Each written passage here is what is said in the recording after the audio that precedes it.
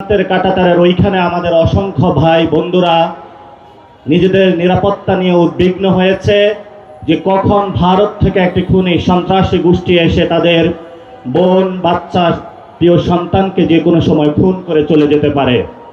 ইতিমধ্যে বিভিন্ন জায়গায় বক্তব্য হয়েছে। আমাদের যিনি ভারতের কমিশনার থেকে শুরু করে বাংলাদেশের রাষ্ট্রদূত হিসাবে এসেছেন, উনি বলেছেন ভারতের 160 কোটির সাথে বাংলাদেশের 20 কোটি যোগ করে দিয়েছেন।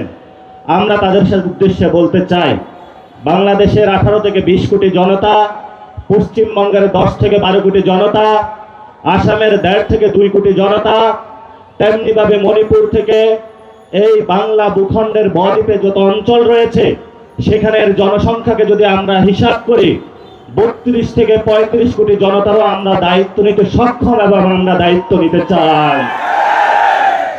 সব মশার বিরুদ্ধে সুরক্ষা দিতে এলো বসুন্ধরা এক্সট্রিম অ্যারোসল, মশার বিরুদ্ধে এক্সট্রিম সুরক্ষা। যদি তোমরা আমাদেরকে সেই আকাশ দেখাতে চাও যে অভিন্ন আকাশের স্বপ্ন, সেই অভিন্ন আকাশের স্বপ্ন ভঙ্গ তোমরা করেছো 1947 সালে, যখন আমরা একটি ভারত স্বপ্ন নিয়ে বেঁচেছিলাম যে আমরা ঐক্যবদ্ধভাবে ভারতে একই গঙ্গা একই জলে বসবাস করে একই পানিতে বসবাস করে নিভৃতে এখানে থাকবো। তোমরা সেইখানে মুসলিম কার্ড খেলে আমাদের উপরে নিপীড়নের নির্যাতনের স্ট্রিম চালিয়েছিল। আমরা বাধ্য হয়ে স্বাধীনতার আওয়াজ তুলে সেই একই জায়গায় আজকে উপনীত হয়েছি। নতুন করে যে স্বপ্ন তুমি আমাদেরকে দেখাচ্ছ সেই স্বপ্ন তোমরা 47-এ ভঙ্গ করেছ।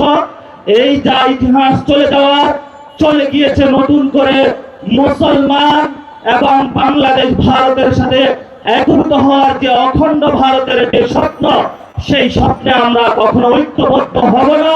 এবং তোমরা যে স্বপ্ন দেখো তোমাদের সেই স্বপ্ন দিবা স্বপ্নেই থেকে যাবে, বাস্তবে কখনো হবে না। যদি বাস্তবে হওয়া সম্ভব, যেটা আমাদেরকে ভাসানী বলে গিয়েছিলেন, পশ্চিমবঙ্গ আমার, আসামও আমার, মণিপুরও আমার, এই বদ্বীপ পুরোটাই হলো আমাদের। প্রিয় উপস্থিতি, 1947 সালে আমার আপনার যারা বাপ-দাদা চাচা তারা যুদ্ধে নেমেছিল একটি বৈষম্যহীন বাংলাদেশ গঠনের জন্য।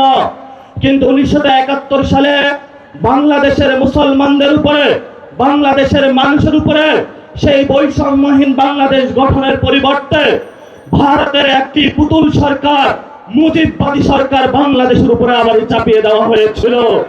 যেই মুজিববাদী সরকার গত 53 বছরে আমাদের উপরে নির্যাতন করেছিল, আমরা স্বপ্নে আকাঙ্ক্ষা দেখেছিলাম 24-এ আমরা রক্ত দিয়েছিলাম। ভারতীয় যে বয়ান, সেটা থেকে বের হয়ে একটি স্বাধীন পররাষ্ট্রনীতির মধ্য দিয়ে যাব।